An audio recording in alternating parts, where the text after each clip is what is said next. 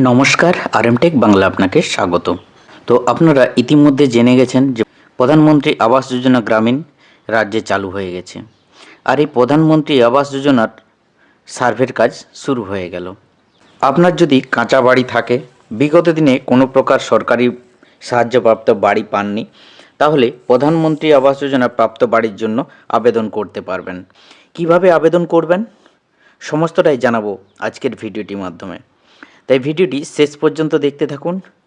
প্রধানমন্ত্রী আবাস যোজনা প্রকল্প রাজ্যে চালু হয়ে গেছে এবং এই প্রকল্পে নতুন করে বেনিফিশিয়ারি আইডেন্টিফাই করার জন্য সার্ভের কাজ শুরু হয়ে গেছে। গ্রাম পঞ্চায়েত থেকে এই সার্ভের কাজ হবে। গ্রাম পঞ্চায়েত অফিসিয়াল সার্ভেয়ার হিসাবে কাজ করবেন। তো কিভাবে সার্ভে হবে, কার বাড়ি সার্ভে হবে, যারা গ্রাম পঞ্চায়েত অফিসিয়াল বা সার্ভেয়ার আছেন তারা গ্রাম ভিত্তিক প্রধানমন্ত্রী আবাস যোজনার যে গাইডলাইন বা ক্রাইটেরিয়া সেই অনুযায়ী বাড়িগুলি সার্ভে করবেন। এছাড়াও আপনি নিজেই অনলাইনের মাধ্যমে বা সেলফ সার্ভে করতে পারবেন, অর্থাৎ নিজেই প্রধানমন্ত্রী আবাস যোজনা বাড়ির জন্য অনলাইনে আবেদন করতে পারবেন। কিভাবে অনলাইনে নিজেই আবেদন করবেন পরবর্তী নেক্সট ভিডিওটিতে আমি দেখিয়ে দেবো। তো প্রধানমন্ত্রী আবাস যোজনার সার্ভের কাজ শুরু হচ্ছে। এই সার্ভের সময় গ্রামের দিকের বেশিরভাগ মানুষ নিজে অনলাইনের মাধ্যমে আবেদন করতে পারবেন না। সেক্ষেত্রে কিভাবে আবেদন করবেন, তার জন্য ঠিক কি করতে হবে আপনাকে। যারা অনলাইনে আবেদন করতে পারবেন না বা আপনি প্রধানমন্ত্রী আবাস যোজনার সাহায্যপ্রাপ্ত বাড়ির জন্য আবেদন করতে চাইছেন, তারা ঠিক এইভাবে এই ফর্মে আবেদন করতে পারবেন। আপনি যদি আবেদন করে থাকেন তাহলে আপনার বাড়ি সার্ভে হবে এবং সার্ভে হয়ে যাওয়ার পর আপনি যদি এলিজেবল হয়ে থাকেন তাহলে পরবর্তী সময়ে বাড়ি পাবেন। এই হচ্ছে আবেদন করার যে ফর্মেটটিতে প্রথমেই উল্লেখ আছে যে বাংলায় ফরম্যাটটি, যে প্রতি সমষ্টি উন্নয়ন আধিকারিক আপনার ব্লকের নাম লিখবেন, জেলা, এরপরে বলেছে মহাশয় বা মহাশয়া, আমি শ্রী, এর জায়গায় আপনি যিনি আবেদন করছেন তার নাম লিখবেন এবং তার পিতা বা স্বামীর নাম এখানে হবে। গ্রাম পঞ্চায়েতের নাম উল্লেখ করবেন, গ্রাম লিখবেন এবং কোন গ্রামের বাসিন্দা সেটা এখানে লিখবেন, স্থায়ী বাসিন্দা।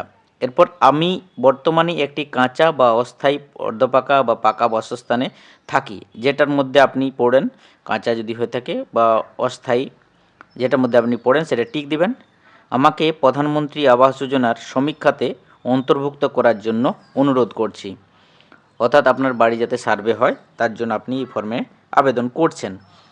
এরপর নিচে আছে আমি এত দ্বারা ঘোষণা করছি যে তদন্তকারী আধিকারিককে প্রদত্ত সমস্ত তথ্য আমার জ্ঞান মতে সত্য এবং কিছুই গোপন করা হয়নি। আমি যদি প্রধানমন্ত্রী আবাস যোজনা প্রকল্পের অধীনে আর্থিক অনুদানের জন্য যোগ্য হয় তবে আমি এই অর্থ শুধুমাত্র গৃহ নির্মাণের কাজে ব্যবহার করব এবং নির্ধারিত সময়ের মধ্যে নির্মাণ সম্পন্ন করব।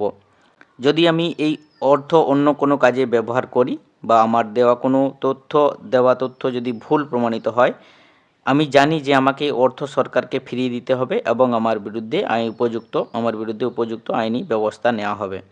এবং নিচে আপনি যদি এলিজেবল হয়ে থাকেন তখন আপনাকে আধারের সম্মতি দিতে হবে, সেটাও কিন্তু এই ঘোষণাপত্রে উল্লেখ আছে যে আধার প্রদানের জন্য সম্মতি। আমি এত দ্বারা জানাচ্ছি যে আধার ভিত্তিক প্রমাণীকরণ মাধ্যমের সাথে নিজেকে যাচাই করতে এবং গৃহ নির্মাণের জন্য আর্থিক সুবিধা পেতে আমার আধার ভিত্তিক প্রমাণীকরণের জন্য আমার আধার নাম্বার, বায়োমেট্রিক অথবা ওয়ান টাইম পাসওয়ার্ড প্রদানের জন্য আমার সম্মতি বা ডিজিটাল সম্মতি দিতে আমার কোনো আপত্তি নেই। যে তারিখ দিবেন, আপনার মোবাইল নাম্বার দিবেন, মোবাইল নাম্বারটা অবশ্যই দিবেন। এরপরে নিচে এই আবেদনকারী স্বাক্ষরের জায়গায় আপনি সই করবেন। ঠিক এইভাবে আপনাকে এই ফর্মেটে আবেদন করতে হবে। আপনি যদি এই ফর্মেটে আবেদন করেন, আপনার বাড়ি যদি গ্রাম পঞ্চায়েত অফিসিয়াল সার্ভে না করে থাকেন তাহলে আপনি যদি এই ফর্মেটে আবেদন করে থাকেন, এই ফর্মের আবেদনপত্র দেখে গ্রাম পঞ্চায়েত অফিসিয়াল গ্রাম ভিত্তিক সার্ভে করার সময় যদি আপনার বাড়ি সার্ভে না করে থাকেন তাহলে এই আবেদনপত্রে যদি আপনি আবেদন করে থাকেন তাহলে আবেদনপত্রটি যাচাই করে আপনার বাড়ি সার্ভে হবে এবং সার্ভে হয়ে যাওয়ার পর আপনি যদি এলিজেবল হয়ে থাকেন তাহলে আপনি প্রধানমন্ত্রী আবাস যোজনার টাকা পাবেন। তো এইভাবে আপনাকে বাড়ি পাওয়ার জন্য আপনি যদি অনলাইনে আবেদন না করতে পারেন তাহলে এই আবেদন ফর্মে আপনি আবেদন করবেন। কোথায় আবেদন করবেন, আবেদন ফর্মটি আপনি কোথা থেকে পাবেন? এই আবেদন ফর্মটি আপনি গ্রাম পঞ্চায়েত বা বিডিও অফিস থেকে পেয়ে যাবেন এবং ফর্মটা ফিল আপ করে আপনাকে গ্রাম পঞ্চায়েত বা বিডিও অফিসে আপনি জমা করবেন। তো আপনার নিকটবর্তী গ্রাম পঞ্চায়েত অফিসে জমা করবেন, তাহলে আপনার খুব সুবিধা হয়, কারণ বিডিও অফিস যেহেতু গ্রামের থেকে অনেকটাই দূরে, তাই গ্রাম পঞ্চায়েত আপনার নিকটবর্তী গ্রাম পঞ্চায়েত অফিসে জমা করে সব থেকে সহজ হবে, যেহেতু গ্রাম পঞ্চায়েত অফিসিয়াল এই ব্যাপারটা সার্ভে করবেন। এই ফর্মটা করে আপনি সম্পূর্ণভাবে ফিল আপ করার পর এরপর আপনার আইডি প্রুফ বা ভোটার আধার কার্ড সহ গ্রাম পঞ্চায়েতে বা বিডিও অফিসে আপনি জমা করবেন। আবেদনপত্রটি আপনার খতিয়ে দেখে পরবর্তী আপনার বাড়ি সার্ভে হবে। এরপর যে পিএমওয়ের জন্য আপনি যদি এলিজেবল ক্রাইটেরিয়ার মধ্যে পড়েন তাহলে পিএমওয়ের বাড়ির আর্থিক সুবিধা পাবেন। ঠিক এইভাবে প্রধানমন্ত্রী আবাস যোজনার সাহায্যপ্রাপ্ত বাড়ির জন্য আবেদন করতে পারবেন। বর্তমানে সার্ভের কাজ চলছে, তো আপনি যদি বিগত দিনে সরকারি কোনরূপ বাড়ির সহায়তা না পেয়ে থাকেন, প্রকৃত বা যোগ্য প্রাপক হয়ে থাকেন, তাহলে খুব শিগগিরই আবেদন ফর্ম জমা করুন, তাহলে আপনার বাড়ির সার্ভে হবে। এই হলো আজকের প্রধানমন্ত্রী আবাস যোজনা নিয়ে নতুন আপডেট। এরকম নিত্য নতুন আপডেট পাওয়ার জন্য অবশ্যই চ্যানেলটি সাবস্ক্রাইব করে দেবেন এবং ভিডিওটি প্রচুর পরিমাণে শেয়ার করে দিন, যাতে বাদ পড়া যোগ্য উপভোক্তা এই প্রধানমন্ত্রী আবাস যোজনার সুবিধা পেতে পারেন। Thank you so much.